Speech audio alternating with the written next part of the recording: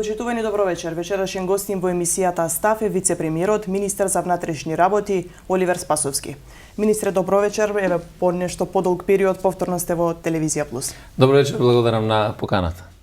Со разлика од околу 4000 гласови, вашиот кандидат за председател на државата Стево Пендаровски победи во првиот круг од изборите. Доколку направиме паралела, факт е дека на председателските избори е помал одзивот на граѓаните, но еве доколку направиме паралела со локалните избори, драстична е разликата. Овој пат имавте и поддршката на ДУИ. На што се должи сето тоа? Најпред сакам да се заблагодарам на сите граѓани кои што учествуваа во изборниот процес, заради тоа што имавме фер, демократски изборен процес во кој што може навистина граѓаните самостојно да донесат одлуката. А во однос на излезеноста би рекол, затоа што имаме ниска излезеност, иако споменавте дека на председателски избори вообичаено имаме помала излезност заради тоа што и интересот е помал кај граѓаните, меѓутоа ниската излезеност се должи на повеќе фактори за кои што ние ги анализиравме и мислам дека таа порака која што испратија граѓаните ние ја свативме. И заради тоа што немаше доволно правда, заради тоа што се посвети поголемо внимание на процесите кои што беа генерално добри за државата, решение на прашањата кои што 30 години беа отворени за да може да исчекори државата еден чекор напред.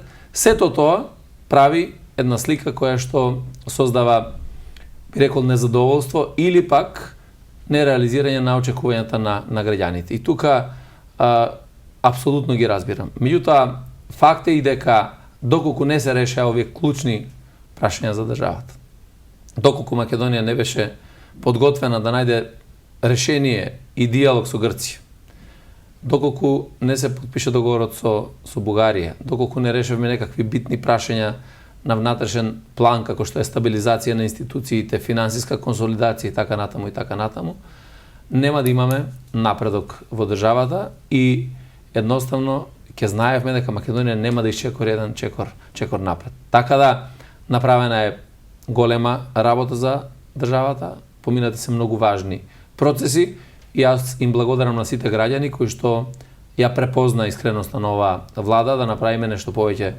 сите заедно за државата. Останува период да се посветиме сега на внатрешните проблеми. Ќе има ли излезеност на вториот изборен круг и што доколку нема?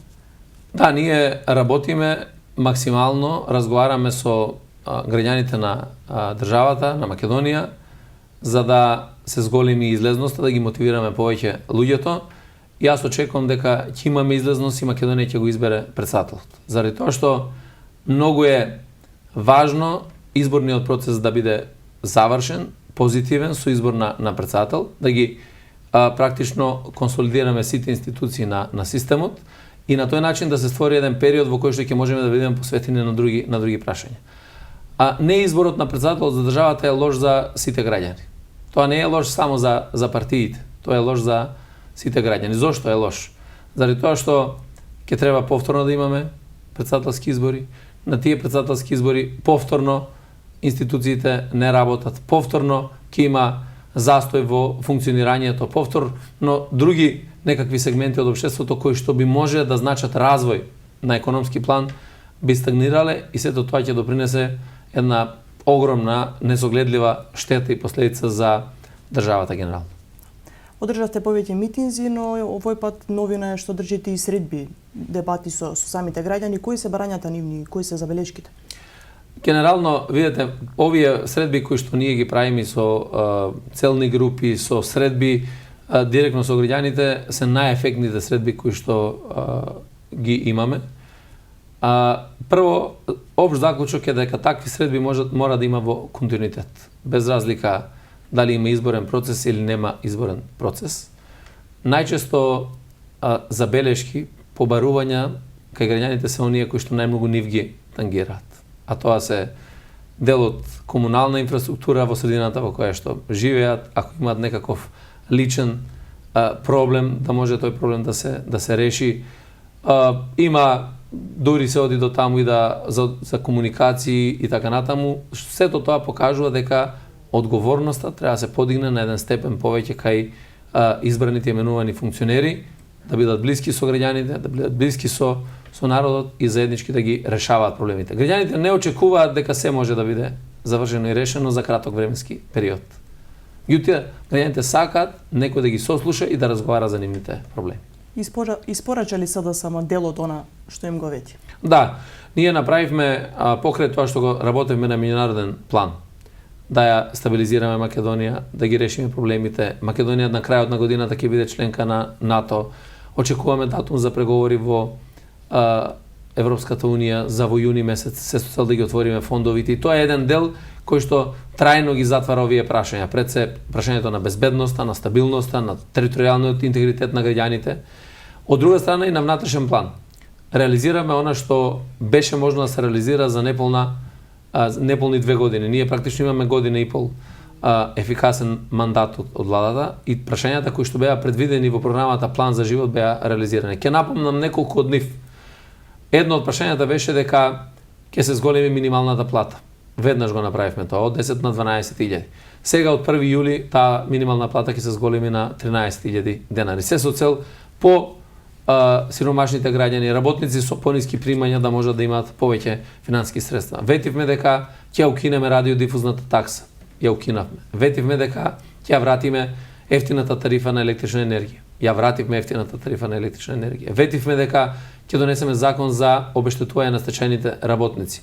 Донесовме закон, неколку пати го изменуваме тој закон. На ниво на Македонија околу 10.200 граѓани земаа веќе парично место како стечајни работници. Сега предстои уште една промена на законот да ги дофатиме до крај сите стечајни работници и веќе ова прашање да го затвориме. Отвориме низа прашања на реформи во земјоделието кои што треба да ги подобрат областите на земјоделието. Ево во моментот тече тендерот за зелена нафта како еден од клучните работи за земјоделците. Правиме реформи, сет на реформи во делот на социјалната сфера. Во моментот се во собранието законите кои што треба да бидат изгласани ќе се однесуваат на воведувањето на државната социјална пензија, зголемувањето на офатот на детскиот додаток. Како до сега околу 3800 деца земале само детски додаток, сега офатот ќе биде некаде на 73.000 деца. Исто така социјалната помош која што беше за едно просечно семејство 4.000 денари ќе се зголеми на 12.000 денари. Тоа значи ќе се случи сега во овој месец и мислам дека многу направивме во тој дел. Дали направивме и за Куманово, тоа што како влада треба да го правиме? Да, направивме. Заради тоа што многу проекти кои што ги реализираме сега оваа година се проекти кои што ги очекувало Куманово долги години. Само ќе напоменам неколку од нив. Регионалните патишта сите околу Куманово ќе бидат завршени до крајот на годината. Еве се работи Куманово Свети Николе целосна реконструкција на патниот правец после 50 години. Се работи целосна реконструкција на патниот правец, веќе еден дел е завршен. Тоа е Младоногоричино граничен премин Пелинце. Значи до Пелинце е завршен, остануваат уште 4 километри кои што треба да се завршат во текот на мај. Реконструкција на патниот правец Куманово Крива Паланка. Реконструкција на патниот правец Куманово Никуштак. Реконструкција на патниот правец Куманово Опае.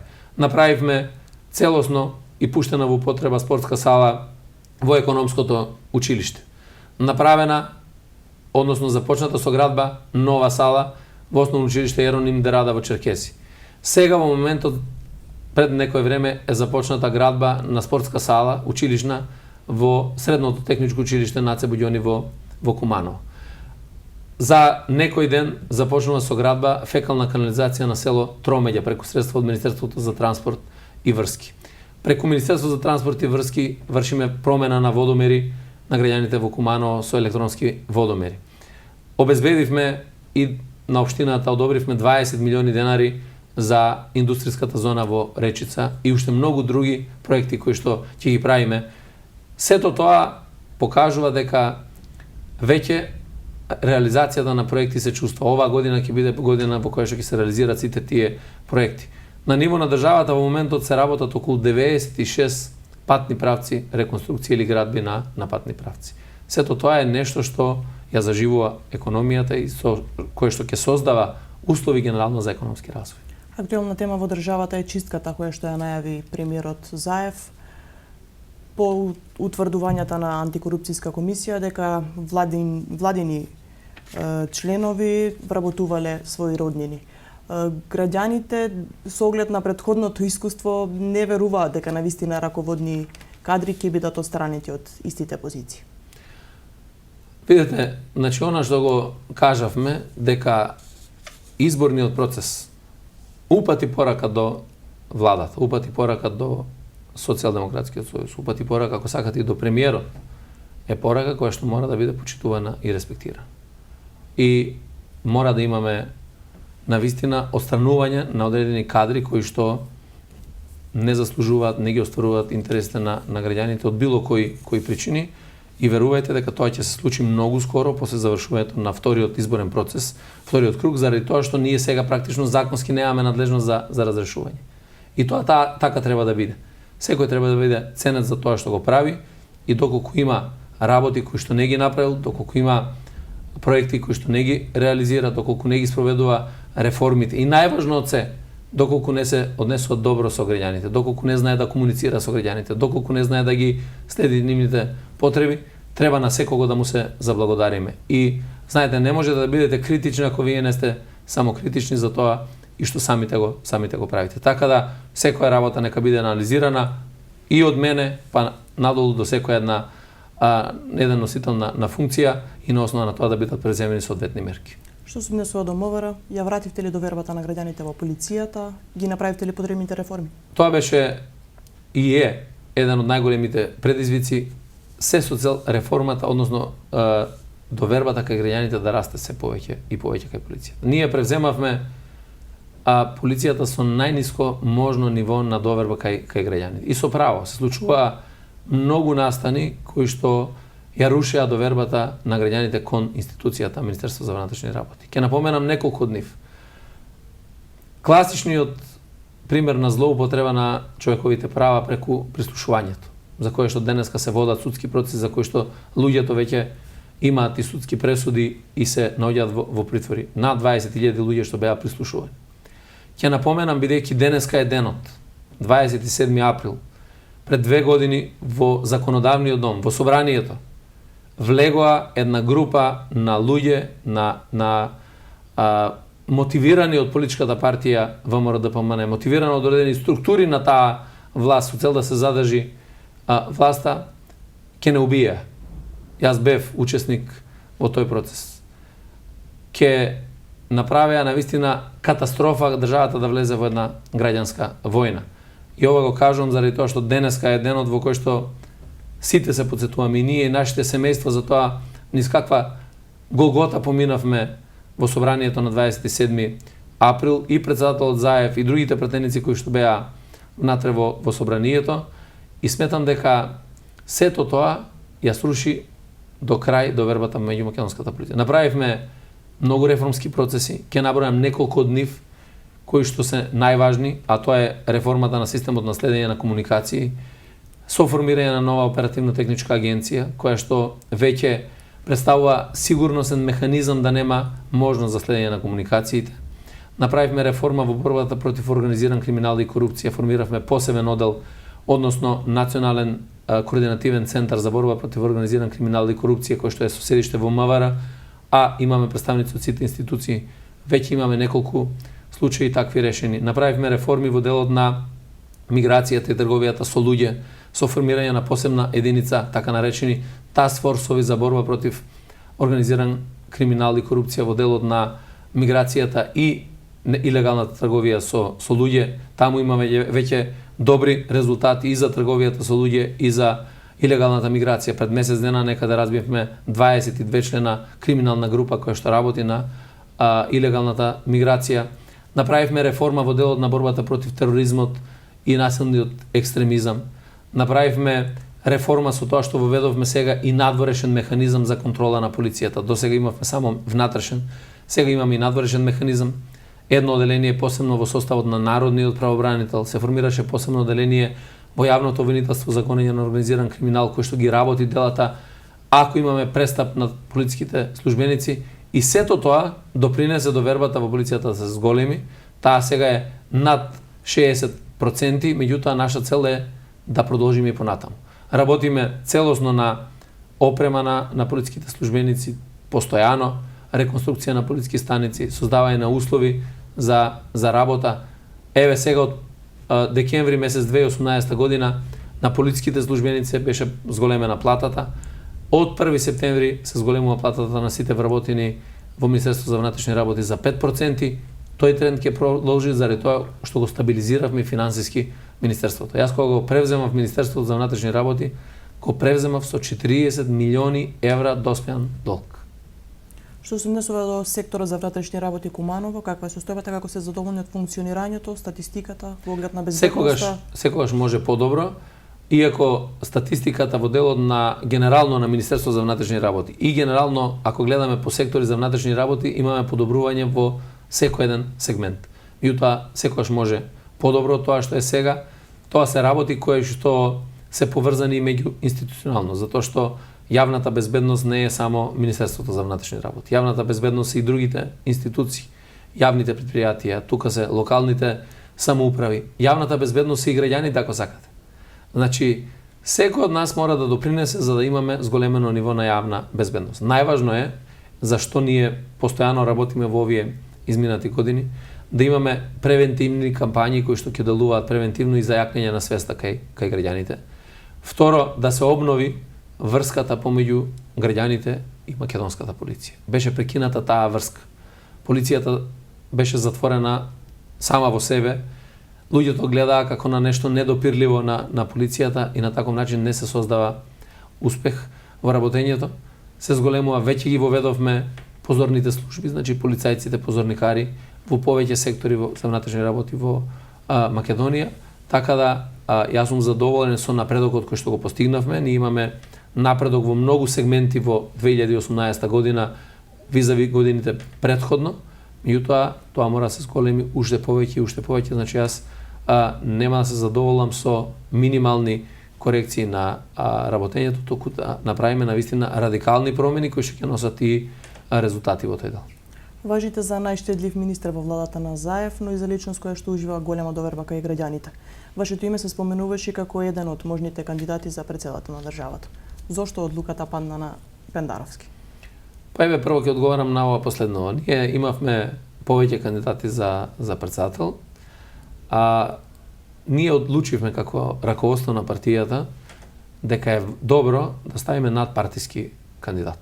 Кандидат кој што не е член на партијата, кандидат кој што може да ги обединува сите граѓани без разлика на национална, на верска, на етничка припадност, кандидат кој што јасно знае која е визијата на државата и каде треба да се движи, кој што го поддржува безкомпромисно патот кон НАТО и евроинтеграциите на Македонија, човек кој што знае и се бори за правда цело време заедно со нас, рамо до рамо со сите нас, и затоа сметавме дека не треба да бидеме себични во носењето на одлуката, па кога имаме било каква позиција да бидат тоа луѓе од партијата. И тоа беа аргументите на кои што ние разговаравме отворено.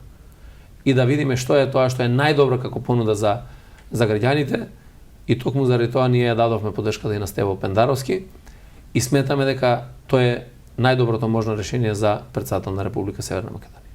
Веќе напоменавте дека првиот круг помина без сериозни нарушувања на јавниот ред и мир. Очекувате ли и вториот круг така да помина? Ова изборна кампања е кампања која што бележи најмалку било какви пријави во делот на евентуални инциденти или изборни нерегуларности.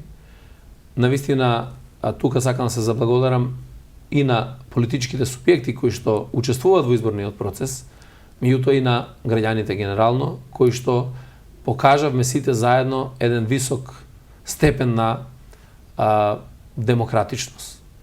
И тоа е нешто што дополнително ќе се цени на патот кон НАТО и кон евроинтеграциите, и тоа е важно и за самите нас, да имаме изборни процеси во кои што граѓаните ќе можат да ги оставиме да одлучуваат самостојно и да ја донесат одлуката за тоа кој треба да биде идниот претседател. Јас очекувам дека и во вториот круг, затоа што веќе тече кампањата за вториот изборен круг, без никакви инциденти, да заврши самиот изборен ден и на 5 мај да го избереме претседателот на Република Северна Македонија. Што ќе им порачате на кумановците во пресрет на вториот круг? Навистина сметам дека Куманово е град кој што е многу прогресивен, со многу напредни идеи, град кој што е слободарски, град кој што бара правда, и град кој што постојано цело време за своето обстојување се борел за слобода, за демократија, за правда, град каде што или се наоѓа во околина во која што е формирана и Македонија. Ако имаме во предвид дека тоа е тука е одржано заседанието на АСНО, ние сакаме да продолжиме по тој пат. Тие цврсти определби на кумановци, тие цврсти принципи на кои што е формирана оваа држава, да бидат и понатаму. Затоа ги повикувам сите граѓани на Куманово да излеземе масовно на изборите. Без разлика дали сме македонци, албанци, срби, турци, власи, бошњаци, роми и сите други кои што живеат, заради тоа што Куманово представува Македонија во мало.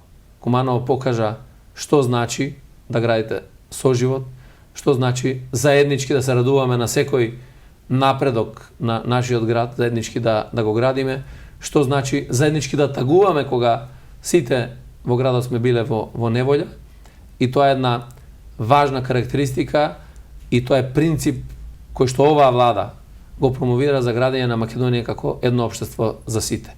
Да не дозволиме и како град, и како држава да не се врати злото кој што го имавме пред 2 години.